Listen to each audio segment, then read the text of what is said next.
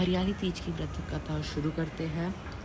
यह कथा भगवान शिव द्वारा माता पार्वती को उनके पूर्व जन्म का स्मरण करने के लिए सुनाई गई थी।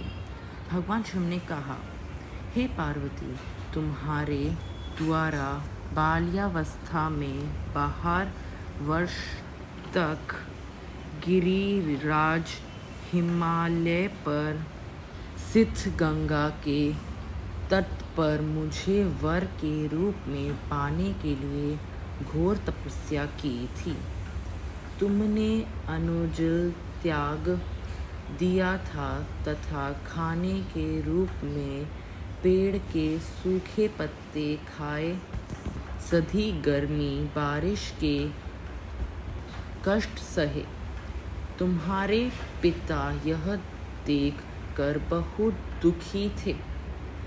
देव ऋषि नारद जी तुम्हारे घर पर पधारे और कहा, मैं विष्णु जी के कहने पर यहाँ आया हूँ।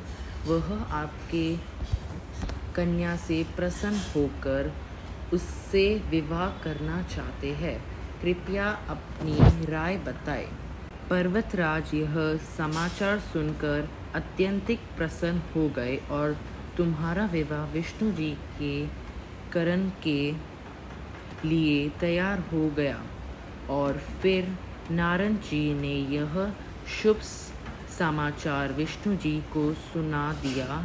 और जब तुम्हारे यह पता चला तो तुम्हें बहुत दुख हुआ, क्योंकि तुम मुझे मन से अपना पति मान चुकी थी।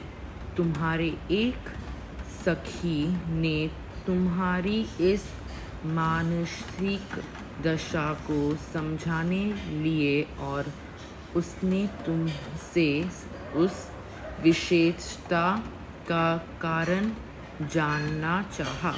फिर तुमने उसे बताया कि मैंने सच्ची मन से भगवान शिव का वरण कर लिया है।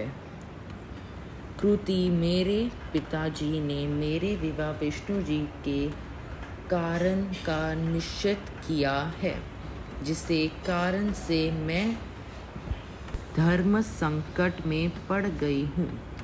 अब मैं क्या करूँ? मेरे पास अपने प्राण त्याग देने के अतिरिक्त कोई भी उपाय शेष नहीं बचा। तुम्हारी सीख बहुत ही समझदार थी। उसने कहा, प्राण त्याग का कारण ही क्या है?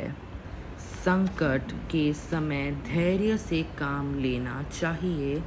नारी जीवन की सार्थकता इसी में है कि पति रूप में हृदय से जिसे एक बार स्वीकार कर लिया है, जीवन भर उसी से निवारण करें, क्योंकि सच्ची आस्था एवं एक निष्ठा के समझ भगवान को भी समर्पण करना पड़ता है। मैं तुम्हें एक घनघोर जंगल में ले हूँ, जहाँ साधन स्थली भी हो और जहाँ तुम्हारे पिता तुम्हें खोज भी ना पाए। उससे जंगल में तुम साधन में लीन हो जाना। मुझे विश्वास है कि ईश्वर तुम्हारी सहायता अवश्य करेंगे। तुम फिर अपनी सीख की बात मान ली और तुम घनघोर जंगल में चली गई। तुम्हारे पिताजी तुम्हारे घर पर ना पाकर बहुत चिंता हुए। वह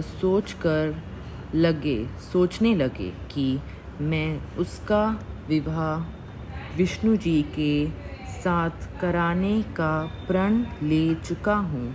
यदि विष्णु जी बारात लेकर आए, उन्हें पता चला कि कन्या घर पर नहीं है, तो बड़ा अपमान होगा और मैं तो कभी भी मुँह दिखाने योग्य नहीं रहूँगा।